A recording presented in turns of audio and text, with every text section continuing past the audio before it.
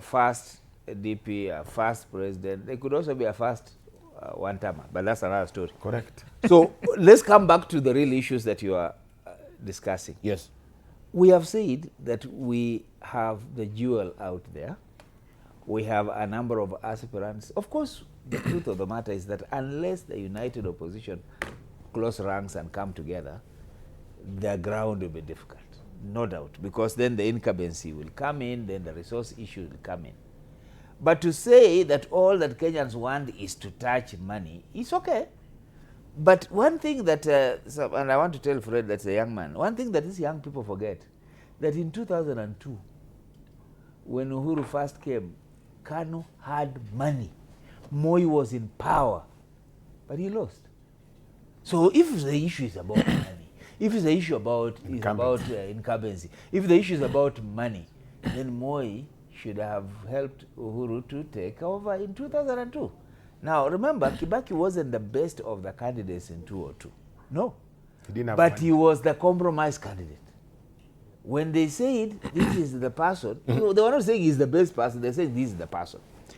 In this game, all that the politicians need to do is to decide whether they really want to dislodge the current government or not. If they want to, it's not about who is the best or who is the, you know, it's just about who they want to front. And it can be any of the people who have said, it can even be Sifuna, it can be Matiang, it can be Alonso. Right. Whatever they decide, that person will have the support of the people. So having said that, what we need to do is to come back and ask ourselves, what is it that the Kenyans are looking for? You know, when I hear people like Fred telling me that in this country you need resources, what did Jomo Kenyatta have when he won? What did Martin Shikuku have? What did people like Masinde Muliro have when they were coming into power? What did people like Matiba have when they were coming into power? This issue of money is a recent phenomenon. It's not a historical fact. What did Kibaki have when he was campaigning in 2002? It was people saying this is our leader and people putting together resources and deciding. Now you can loot the country, you can accumulate for what you want, but power is not necessarily gotten because of the amount of resources and money you have. Neither is it gotten because of the roads you claim you have done and so on. It is whether you are moving with the people, because politics is about people.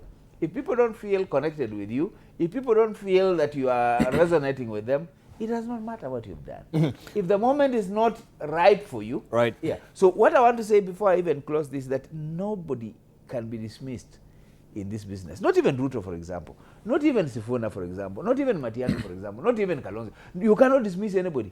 What you want to ask is, when Kenyans come together and they make a decision, any one of these persons can be their leader. Right. So we have also the pundits who are advancing this notion that the moment also the united opposition announces their, you know, the presidential candidate, that will be the beginning of and the end of the united opposition as it is.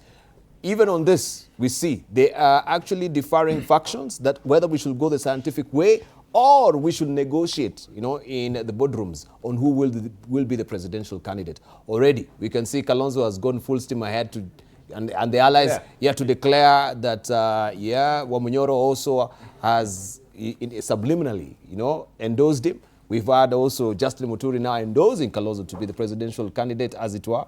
So there's still no clarity on that particular arena, and we wonder why will Kalonzo go full steam ahead, or his allies announce or speak or hold a brief for Munyoro while he's taken, you know, a retreat in Wamunyoro's. There's no